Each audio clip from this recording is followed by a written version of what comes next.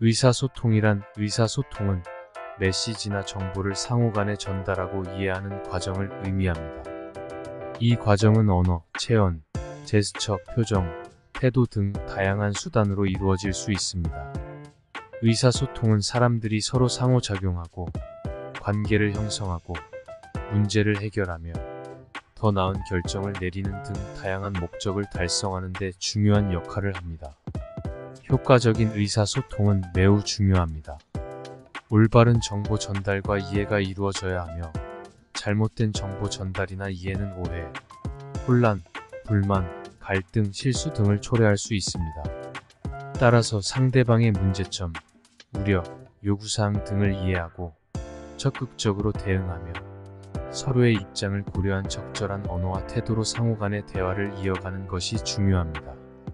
먼저 의사소통은 인간 사회에서 상호작용과 소통을 위한 필수적인 요소입니다. 이를 통해 개인 간의 정보를 교환하고 사회적인 관계를 유지하며 서로 간에 이해하고 협력하여 문제를 해결하는 등의 목적을 달성할 수 있습니다.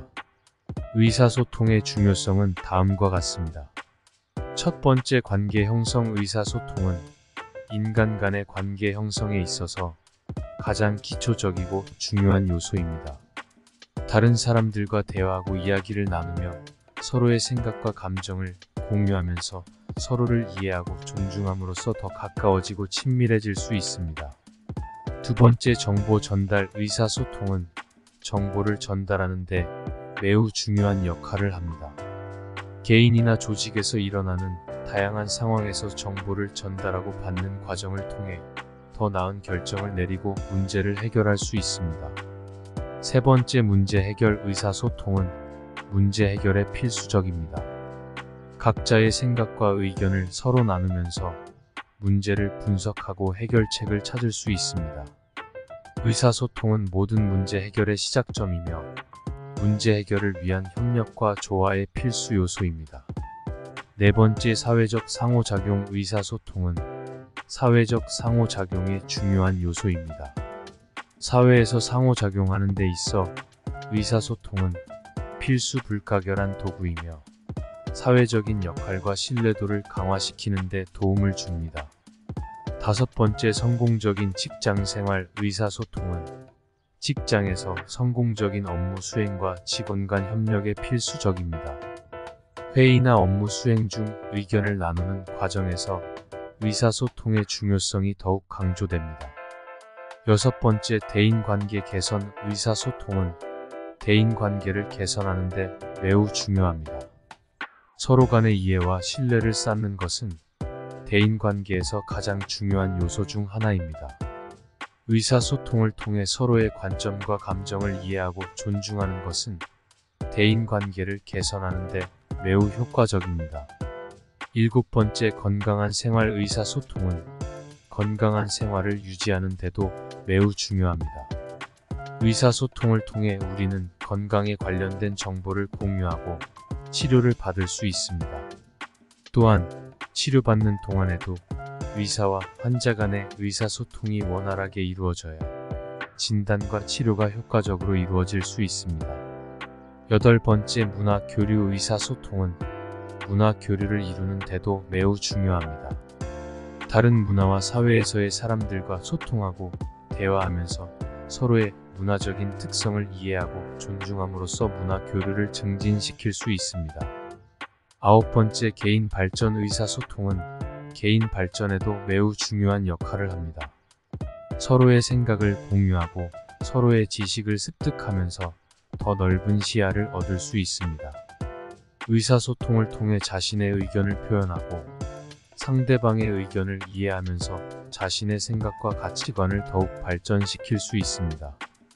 열 번째, 성공적인 인간관계. 의사소통은 성공적인 인간관계를 유지하는 데 매우 중요합니다. 가족, 친구, 연인 등과의 관계에서 서로 간의 의사소통을 통해 서로의 감정과 생각을 이해하고 존중하면서 서로에게 더욱 가까워질 수 있습니다. 성공적인 인간관계는 인간에게 큰 만족감을 줄 뿐 아니라 건강하고 행복한 삶을 유지하는 데 매우 중요합니다. 다음으로는 의사소통이 안 되는 사람들은 다음과 같은 특징을 가질 수 있습니다.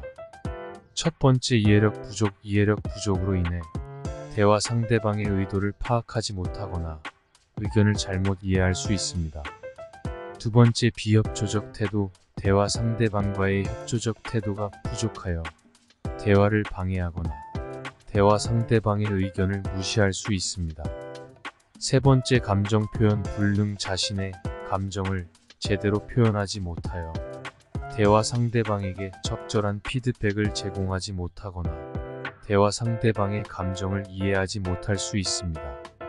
네 번째, 비언어적 의사소통 부족. 언어 능력이 부족하여 대화를 원활하게 이어나가는데 어려움을 겪거나 비언어적 의사소통 능력이 부족하여 대화 상대방과의 상호작용이 불가능할 수 있습니다.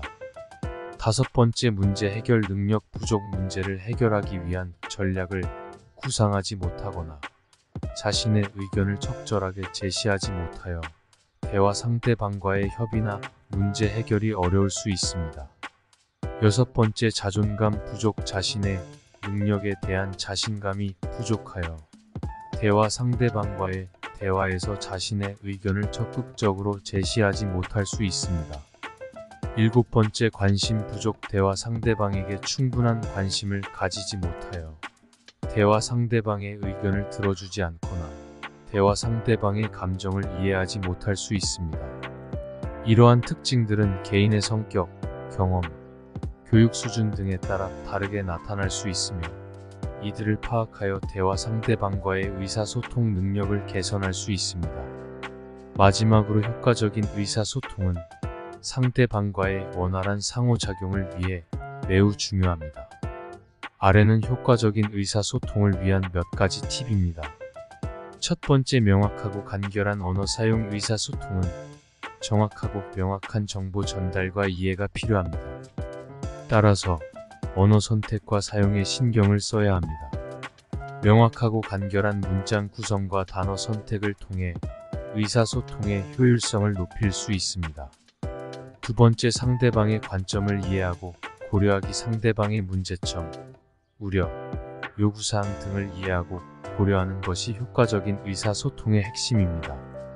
이를 위해서는 적극적으로 대화를 이끌어내고 상대방의 의견에 귀를 기울이며 공감하는 태도를 취해야 합니다. 세 번째, 비언어적 요소에 주의하기. 언어뿐 아니라 체온, 제스처, 표정, 태도 등 비언어적 요소들도 매우 중요합니다. 이러한 요소들을 적극적으로 활용하고 상대방의 비언어적 요소들을 잘 파악하여 대화를 이끌어내는 것이 중요합니다. 네 번째, 청취 능력 강화하기. 의사소통은 양방향적인 과정이므로 상대방의 발언을 충분히 듣고 이해하는 것이 중요합니다. 청취 능력을 강화하고 상대방의 발언에 대해 적극적으로 반응하며 대화를 이어가는 것이 필요합니다. 다섯 번째, 질문하기. 상대방의 의견이나 생각을 파악하기 위해 질문을 적극적으로 활용해야 합니다. 질문을 통해 상대방의 의도나 생각을 명확히 이해하고 불필요한 오해나 혼란을 방지할 수 있습니다. 여섯 번째, 문제 해결에 초점을 맞추기. 의사소통은 문제 해결을 위한 과정입니다.